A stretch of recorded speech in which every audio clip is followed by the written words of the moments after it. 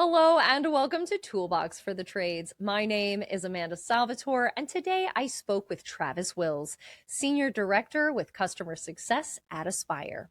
As employee 19 with Aspire, Travis has seen it all and understands how implementation can feel overwhelming.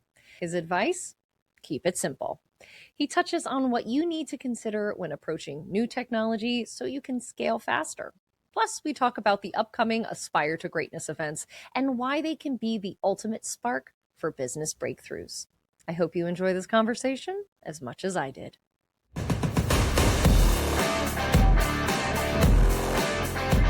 Travis Wills, you are the Senior Director with Customer Success at Aspire, and today we're going to be talking about the topic of keeping it simple to scale. Thank you so much for coming on Toolbox for the Trades. Yeah, thanks, Amanda. Looking forward to our conversation. Me too, me too. But first and foremost, we always like to start off with a little icebreaker and another way to get to know you.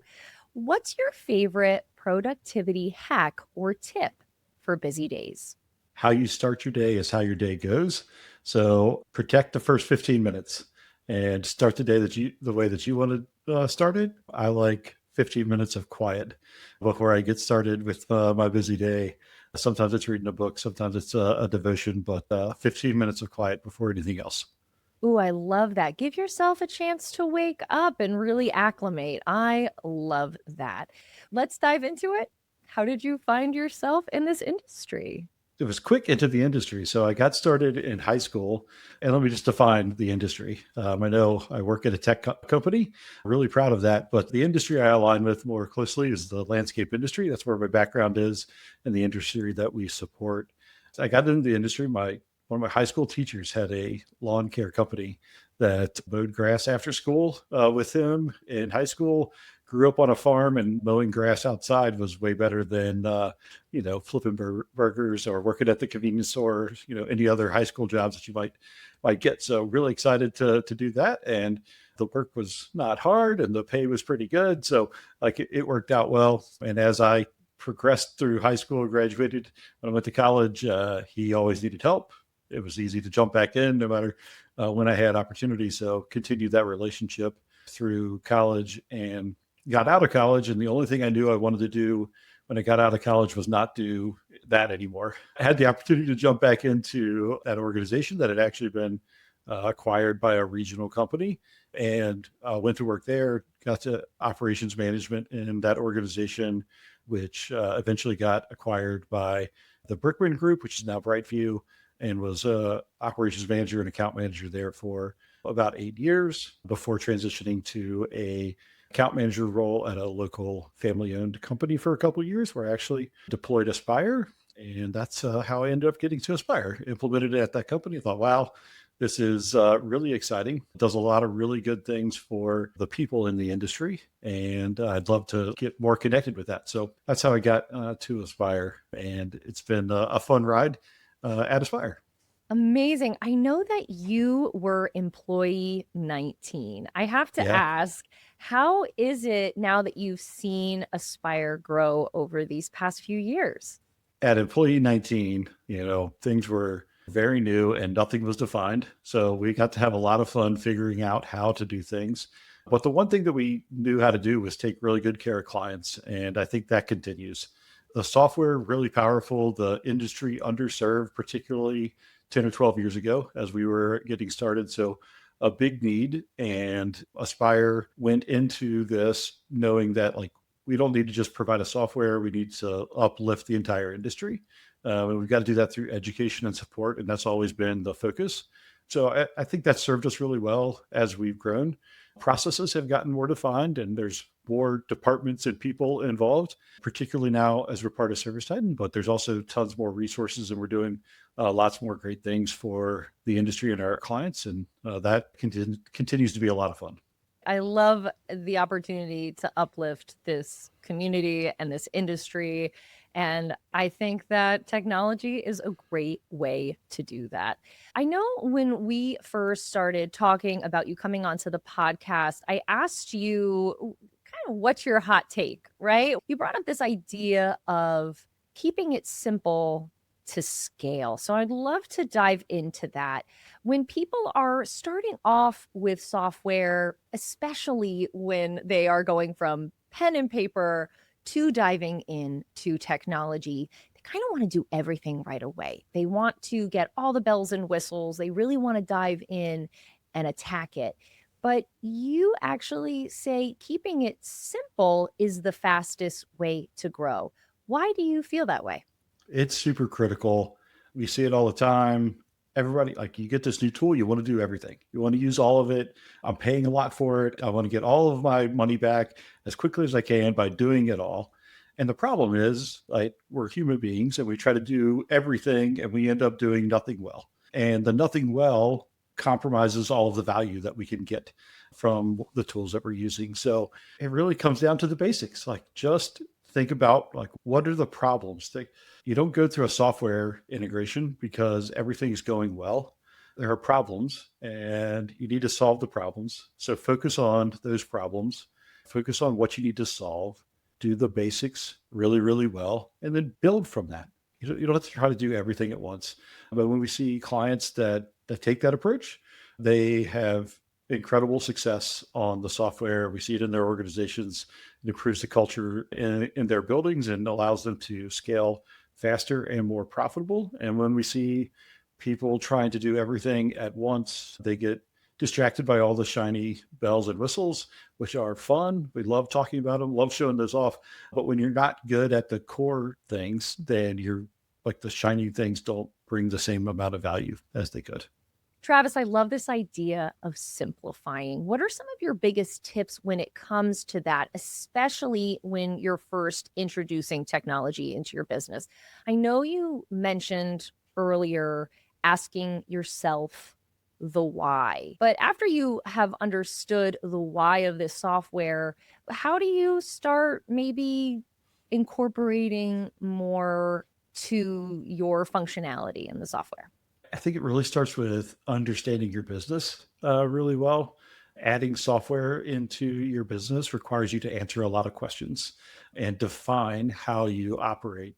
And a lot of times we work with clients that this is the first time that they've really thought about that, maybe forever, or maybe since it's been a few years since they've had that and they've grown since that time. So digging into your contracts and really understanding what you committed to doing for your clients and what that looks like, not just for a particular client, but across all of your clients and how that interacts together really helps you establish a great baseline as you're getting into utilizing software in your business. It just streamlines the entire process, makes it much more scalable as you continue to grow.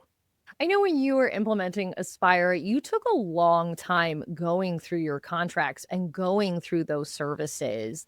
That might feel like it's really slowing up someone, but what are the benefits of doing your due diligence before implementation? So when I was at Hill and Meyer in Lexington, we actually spent a full year defining what our contracts were. Like it was going through filing cabinets and like looking through all these paper documents, notepads from all over the place where we were trying to figure out what we had committed to. But through that process, we got really intimately knowledgeable about what it is we had said we were going to do for our clients. And when it came time to define those things in Aspire, like we'd already had a lot of conversations about how we wanted to operate moving forward. So that consolidation and alignment was a much easier process. So the prep work took a long time, but when it came to implementation, we had that information, we had the data behind it. Doing that allowed us to expedite the data entry process and made the rest of the implementation process really about training, not data entry. I know when implementing software, you're doing your due diligence, you're learning something new, and it may be completely different from how you were previously operating from. When we spoke previously, you mentioned to disconnect your emotion from how you always operated. I don't think that many people would consider that when they're starting out with a new software. That's not something that comes to mind right off the bat. So, why is that so important? Yeah, when you're searching for software, nobody's thinking about like what's it going to take to actually do this. And the change management part of implementing new software is the most difficult part. There's work to do on the software side and getting the data set up and everything to work properly. But the hard part is you're emotionally connected to how you have gotten your business to where you are. And you've put in lots of time and energy, blood, sweat, and tears, as they say. But those processes got you to where you are. They may or may not be the right processes to get you where you need to go.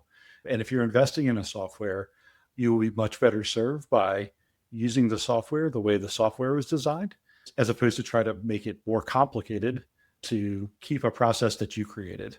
And that's really hard. It's hard to hear. It's hard to implement that change across your organization.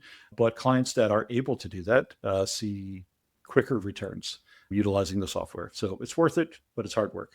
It's hard. It's hard to kind of learn something new and really dive into the unknown. So I think it's That's great right. advice.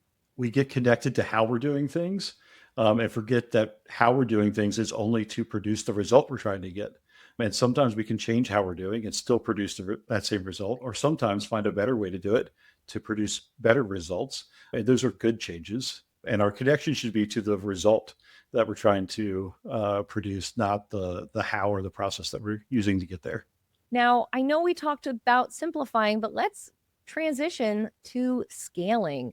Keeping simple in mind, what are metrics that owners should consider? Metrics are awesome. And as you add software into your business, you can be enticed to look at all the numbers. And like you should at some level, look at them all. But when you have so many numbers, so many metrics, it gets really complicated to know which one is the priority. So I think it's really important to identify the priority and manage to the priority. Landscape can be really complex, but the thing, if we keep track of the big things, the rest of the details come together. Labor is the biggest cost for the vast majority of the work that landscape companies do. If you estimate your labor hours well and you execute to those estimates well, then like you're going to end up in a good place. There's other things to it. I know I'm oversimplifying it, but if you focus on that one, you're going to be in a really good place. And then secondly, if you want to take a step back and understand the bigger picture, if you understand your gross margins and you are executing to those gross margins from your estimates, you can succeed. So if you're building a plan and selling work to that plan at those gross margins, and then creating an operational plan to execute at those gross margins, at the end of the day, week, month, quarter, year, whatever it is, you're going to be at a place that you want to be.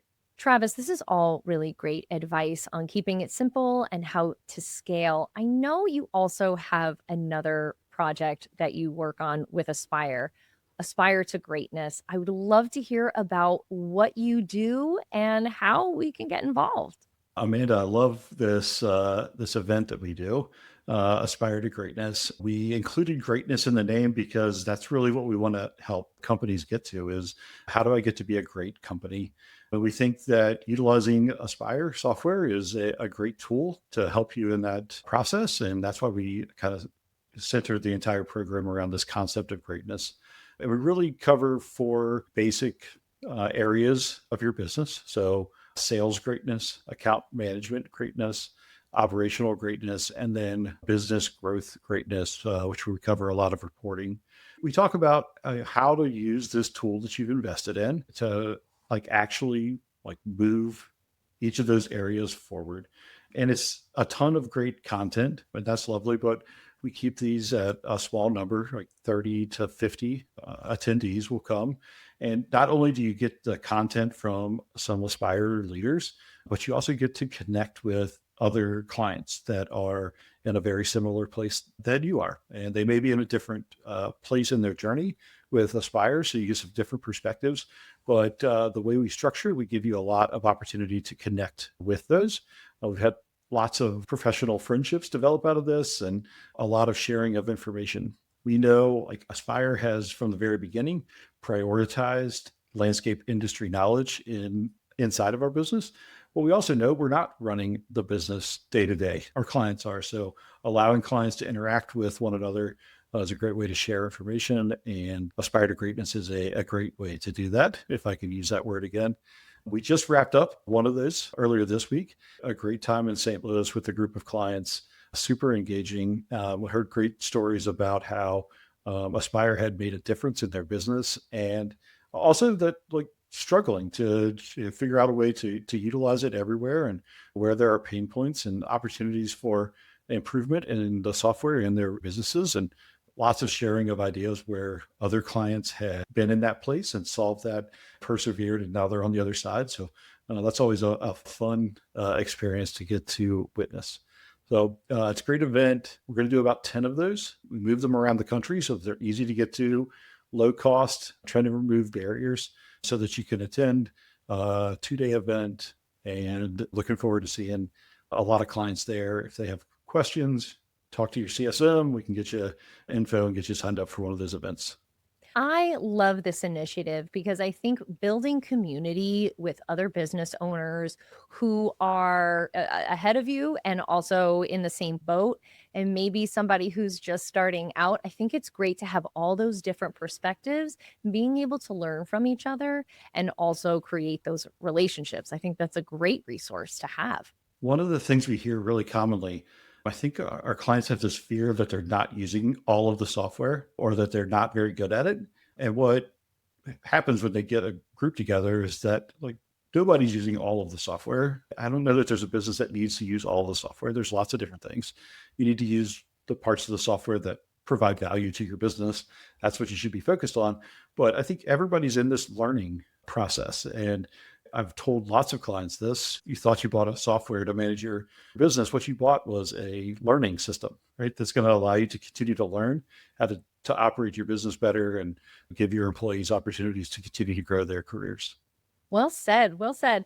I'd love to know if you could share any success stories from Aspire to Greatness. Gosh, Amanda, there's been a ton. So I'll try to keep this short, but there's a few examples. One of the most common, we get a lot of small business owners that come. We hear all the time where they've implemented the software and it's allowed that small business owner who was trying to do everything to provide their employees the tools that they need to be effective at their roles, and given that small business owner their life back. So it's this concept of life margin that I believe Craig Herring, our friend, has shared, just allowing them time back in their day. They don't have to be present everywhere. The software allows them to see what is going on, keep control over the business, empower their teams to be successful. So the feedback we get there is that like Aspire changes lives, and this is how that is reflected. When we see business owners that are home for dinner when they haven't been in years, they're at their kids' soccer or basketball games, and that's really cool feedback that we get. The other thing that we see really commonly is that clients will be operating out of a single location, and they have a great culture in the single location, but they've never been able to branch out. And the software allows them this stability and platform to be able to move to a second location and continue the same experience and culture that they've built in their home location, which opens up additional markets and additional revenue streams for them. So really, really powerful examples of scaling with the software that we see. We also see the clients that come into Aspire to Greatness that they're a bit frazzled. Their hair is disheveled because they're stressed and they can't figure this out. And through talking with our team or maybe one of our other clients in a breakout session, the light bulb goes off, and they like understand that the excuses they've been making about how the system won't work, there are solutions for, and that if they put in the effort and the accountability, that they can do this and their teams can do this.